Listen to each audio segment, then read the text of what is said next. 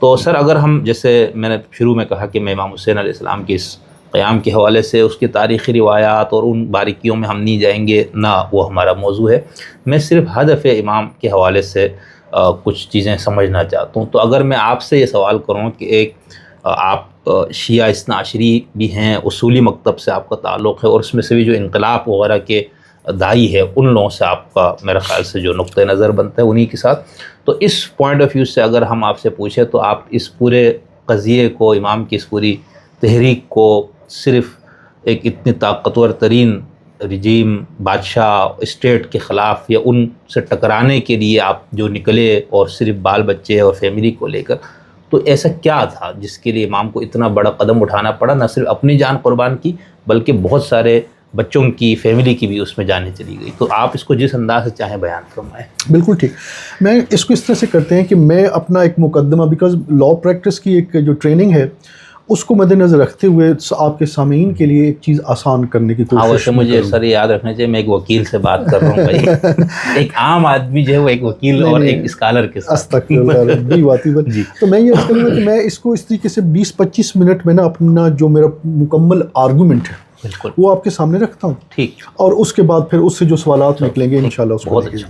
اچھا، وہ جو میں نے کچھ 14 پوائنٹس لکھے ہوئے ٹھیک جن کو میں نے کھولنا ہے آپ کے سامنے، لیکن اس سے پہلے ایک تعارفی ایک عرض کر دوں کہ میں سمجھتا ہوں کہ دین کو سمجھنے کے 2 انداز ہیں، 2 راستے ہیں.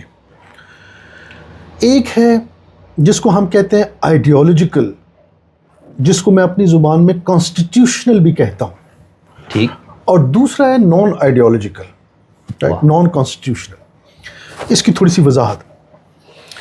جو عمومی روش ہے آج معاشرے کے اندر دین کو دیکھنے کی، شیعہ سنی کی تفریق کے بغیر، وہ یہ ہے کہ آپ ہر چیز کو کمپوننٹس میں دیکھ رہے ہیں. مثلا نماز کا وقت آیا ہے، ہاں جی نماز پڑھ لیتے ہیں. روزہ ہے، روزہ رکھ لیتے ہیں. زکوٰۃ ہے، زکوٰۃ دے دیتے ہیں. یہ نیکی ہے، وہ حج ہے، یہ زیارت ہے. کمپوننٹس ہیں، رائٹ. اور وہ کمپوننٹس تقریباً سٹینڈ الون بیسس پہ چل رہے ہیں. یعنی نماز اپنے تئیں کھڑی ہے، روزہ اپنی جگہ پہ کہیں کھڑا ہے، حج کہیں اپنے تئیں کھڑا ہے، تو وغیرہ وغیرہ.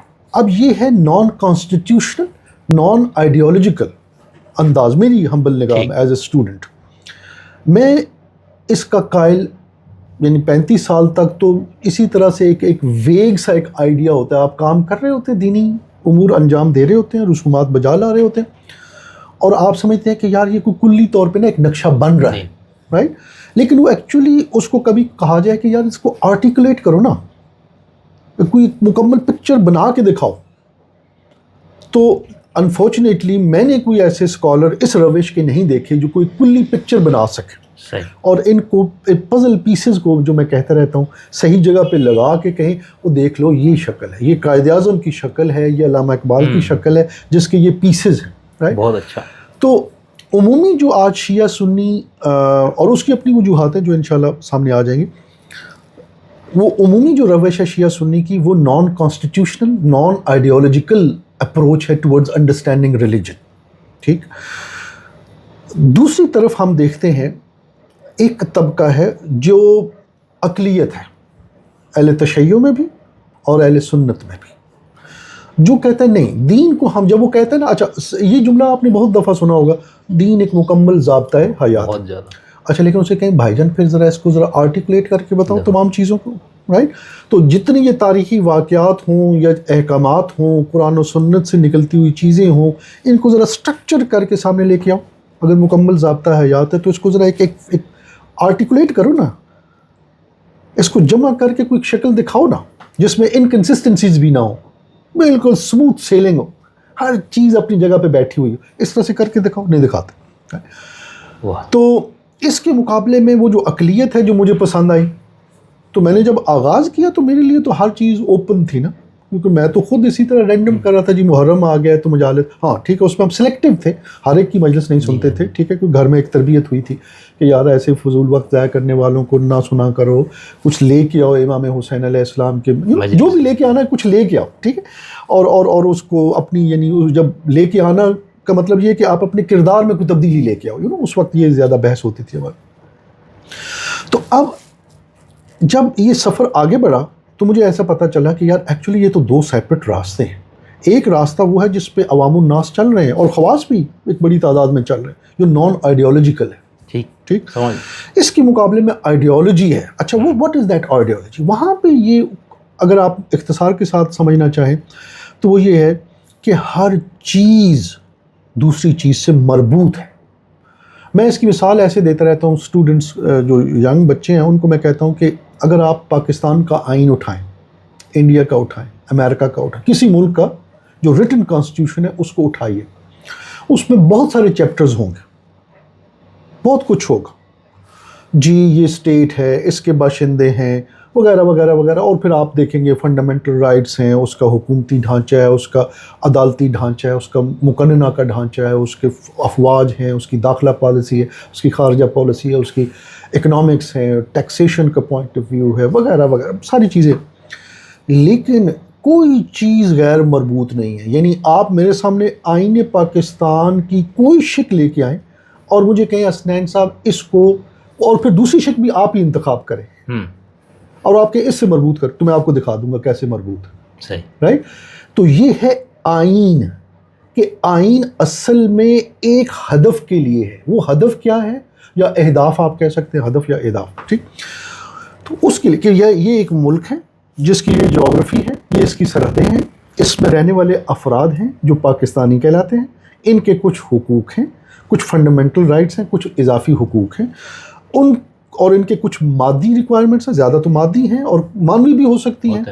تو معنوی میں ان کو ہم نے انڈیپینڈنس دینی ہے, وہ جو ایک سیکولرزم کا ایک تصور ہے کہ یار ہر بندہ جو کرنا چاہتا ہے کر لے, لیکن مادی تو سب کے کامن ہے. تو مادی ریکوائرمنٹس کو, روٹی کپڑا اور مکان اور باقی چیزوں کو پورا کرنے کے لیے ہم نے پورا یہ ڈھانچہ دینا ہے جس میں آپ کی حکومت بھی ہے, آپ کی مقننہ بھی ہے, عدلیہ بھی ہے وغیرہ وغیرہ وغیرہ. تو یہ آپ دیکھیں گے تو ایک پکچر نظر آئے گی. اچھا یار یہ آئین اصل میں یہ چاہ رہا ہے, باقی تو اس کی جزیات ہیں, تفصیلات ہیں. آئین اصل میں یہ چاہ رہا ہے کہ اس ملک میں جو اس کی ایسنس ہے, پریکٹیکلی جو ہمارے سیاستدان و افواج پاکستان کرتے ہیں اس کی ہم بات نہیں کر رہے. ٹھیک. جو اس کی ایسنس ہے وہ یہ ہے آئین. ٹھیک ہے, بالکل. اور پوری دنیا میں ایسا ہی ہے. آپ یہ انڈیا کا دیکھیں, آج مودی جو کر رہا ہے تو وہ آئین میں تھوڑی لکھا ہوا ہے جو کر رہا ہے, ظلم کر رہا ہے اور کافی آپ کہہ لیں کہ ایکسپلائٹیشن کرتا ہے. امریکہ کے اندر جو ڈیپ اسٹیٹ کرتی ہے, باقی لوگ کرتے ہیں, تو وہ آئین کی ایسنس سے متصادم ہے. تو ہم بات کر رہے ہیں اصولی طور پہ یار. تو اب جب میں نے دین کو, یعنی آپ سمجھ لیں کہ شروع میں تو میں اسٹرگل کر رہا تھا کہ یار یہ اس طرح سے ڈفرینسز آف اوپینین کیوں ہیں. تو ایک ٹائم آیا جہاں پہ مجھے یہ بات واضح ہو گئی کہ ایکچولی دو راستے ہیں اور یہ بالکل پیرلل راستے ہیں. اچھا. یہ آپس میں نا اکٹھے نہیں ہو پاتے. کیوں اکٹھے نہیں ہو پاتے؟ بیکاز دیکھیے نا, ایک شخص مطمئن ہے, وہ نماز پڑھ کے مطمئن ہو گیا کہ میں نے ایک فرض ادا کیا, یا اللہ تعالیٰ کی خوشنودی حاصل ہو گئی. اب میں اس کو کہتا رہا ہوں کہ نہیں اس کو جوڑ, تم زندگی کے ساتھ جوڑو, مادی و معنوی دونوں کے ساتھ اس کو, نماز کو جوڑو. تو وہ کہتا ہے یار کس چکر میں ڈال رہے ہو, میں نے اللہ تعالیٰ کا حکم تھا. میں جیسے حج پہ اللہ تعالیٰ نے توفیق دی, تو میں جب حج پہ گیا تو وہاں پہ میری خواہش تو یہ تھی نا کہ میں جہاں جاتا ہوں وہی بڑی بات ہے کہ یا سیکھنے کی یا سکھانے کی. تو میں نے کہا یار حج کو بھی میں ذرا اپنے ٹائم کو استعمال کروں. تو میں نکل جاتا تھا آگے پیچھے, تو کسی سے انگریزی بول رہا ہوں, کسی سے اردو, کسی سے پنجابی وغیرہ. تو ایک کو میں نے وہ تھا, وہ گلف اسٹیٹ کا کوئی عربی تھا, تو انگریزی وہ بولتا تھا, تو اس سے میں نے ہیلو ہائی کی. تو میں نے کہا brother what is the philosophy of Hajj. تو مجھے کہتا brother why are you asking, Allah تعالیٰ has commanded that we do Hajj and we are doing Hajj, that's it. یعنی حکم ہے اللہ تعالیٰ کا, ہم بجا لا رہے ہیں, بس اللہ تعالیٰ راضی ہو جائے گا ہم سے. تو اصل میں وہ جیسے شہید مطہری بھی فرماتے ہیں نا کہ, یعنی یہ الفاظ میرے ہیں, مفہوم ان کا ہے کہ جو بہت بڑا نقصان پہنچا ہے نا معاشروں میں, وہ فلسفہ ثواب کی غلط تعبیر سے ہوا ہے. اور میری نزدیک یہ بڑی کرٹیکل سٹیٹمنٹ ہے. اس پہ آپ نے گفتگو بھی کی ہوئی چینل پہ, وہ ضرور سنیں دوست صاحب. ایگزیکٹ. تو وہ اس کی وجہ سے نا آپ ٹریک ہی ڈفرینٹ پکڑ لیتے ہیں. پھر آپ میری ہمبل نگاہ میں صراط مستقیم, کیونکہ صراط مستقیم ملٹیپل یعنی ایک سے زیادہ رستوں کے اجتماع کا نام نہیں ہے. ٹھیک ہے.